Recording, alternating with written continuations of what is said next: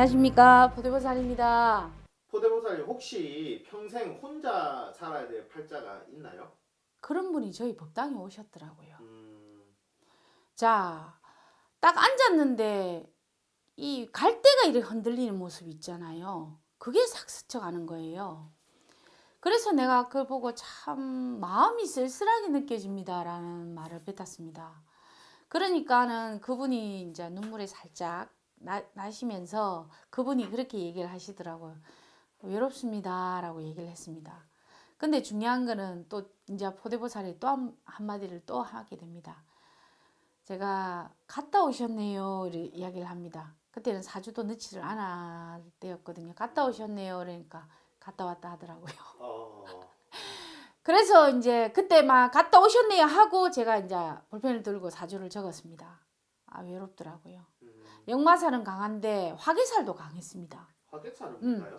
왜 있잖아요. 막 꾸미고 막 화려하게 막 이렇게 하고 싶은 그런 사람 있죠. 연예인들이 좀 화개살이 좀 많잖아요. 역마사 화개살이 많잖아요. 그거하고 좀 비슷하다고 보면 됩니다. 근데 그분도 립스틱만 빨간 걸 안 바르신 분이시지 제가 볼 때는 굉장히 미이시더라고. 근데 외롭다고 하시더라고요. 그러니까 팔자도 외롭더라고요. 그래서 조금 슬펐습니다. 이 보대보살은 여자의 삶도 인생의 삶도 좀 행복한 삶을 누리고 갔으면 참 좋은데 제 법당에 찾아오시는 분도 다 행복했으면 좋겠거든요. 근데 보니까 참 이분이 외롭더라고. 그래서 제가 갈대같이 흔들리는 마음이 있군요. 이러면서 이혼을 하셨네요. 근데 그분은 이혼을 하셨지만 애가 없더라고요. 그래서 아기에 대한 집착이라든지 이런 건 없으니까. 그런데 보살님 좀 외롭습니다. 팔자 자체가 외롭네요.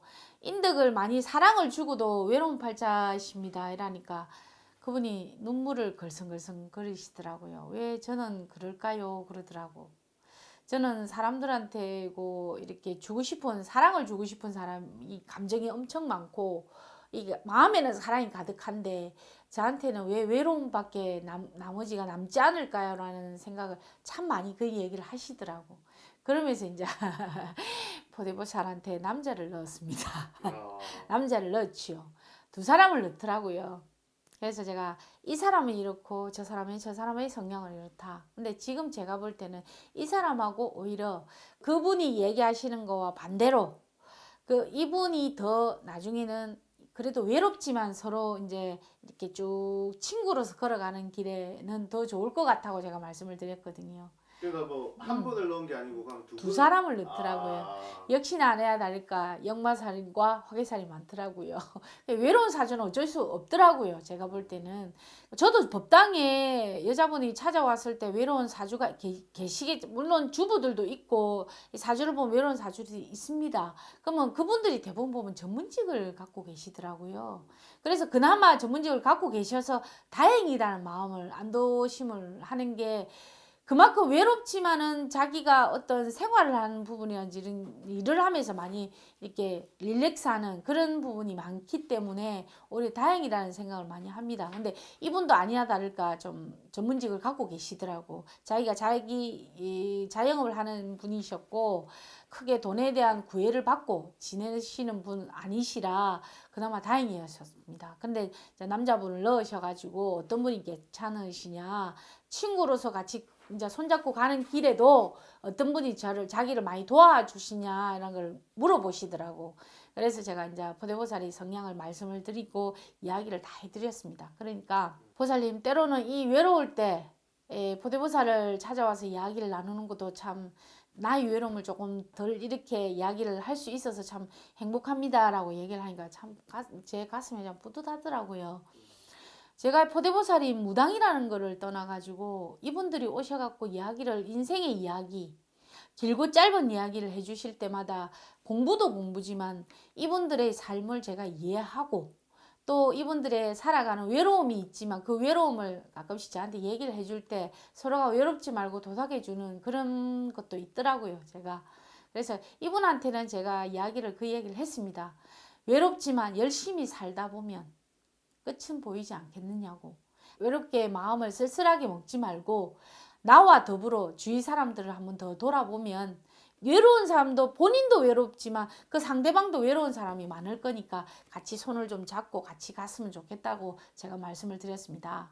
그러면 보살님 예. 이렇게 외로운 사주를 가진 사람이 만약 이제 결혼을 한다면 예. 예를 들어서 궁합을 보러 왔는데 남자분이 보러 왔는데 여자분이 외로운 팔자거나 만약 여자분이 궁합을 보러 왔는데 남자분이 외로운 팔자 이런 분은 그런 분하고 이제 외로운 팔자분하고 결혼을 해야 되는 건지. 처음에 왔을 때는 보면은 남녀끼리 처음 만났을 때는 좋지요. 하트가 뽕뽕 날리겠죠. 사람이 만나면 좋고 헤어지면 싫고 이렇게 된 게 남녀 사이이긴 한데 보면은 외로운 사람들이 만나는 사람들 역시 외로운 사람을 만나더라고요. 서로가 외로운 마음을 가지고 있는 사람들끼리 만나더라고. 그래서 대화가 되겠지요. 그래서 우리가 말하는 유유상종끼리 만난다는 그 얘기를 어른들이 하는 얘기를 하는 게 옛말이 틀리지 않더라고요. 근데 이제 외로운 사람들은 보면은 포대보살은 참 개인주의와 이기주의는 틀리다고 보거든요. 그건 보면 이제 외로운 사람들은 서로 외롭지 않기 위해서 속으로는 마른하지 않게 서로가 이렇게 막 빗대면서 가는 것 같아요. 그런데 어쩔 수 없이 그 사주팔자는 변함이 없더라고요. 사주팔자 땜을 한다 하지만은 우리가 사주팔자를 볼 때도 외로운 사주는 외로운 사주더라고요. 근데 남자를 만나더라도 외로운 사주를 만나게 되더라고.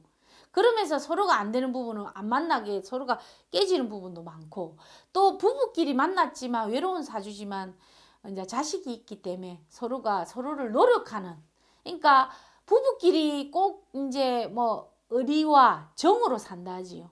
나중에는 그런 게 맞더라고요 보니까. 그래서 세상에서 제일 어려운 사업도 제일 힘든 게 부부 사업이 아닌가 생각을 합니다.